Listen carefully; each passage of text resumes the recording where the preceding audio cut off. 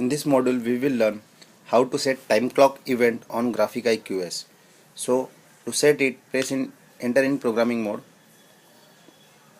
select time clock and press OK, and click on add events. As today is Saturday, so I will go to Saturday,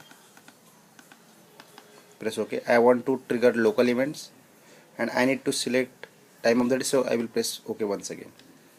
As I want to trigger the event around 11 o'clock, press OK, and at exact time is 11:53, so I will select OK, and I want at 11:53 all lights should be turned off, so simply I press OK and I will exit programming mode by pressing top and bottom button together.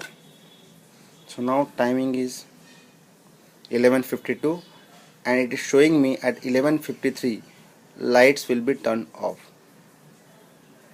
So I will wait to trigger this event.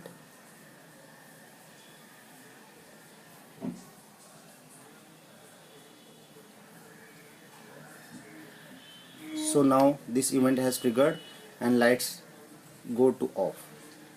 Thank you.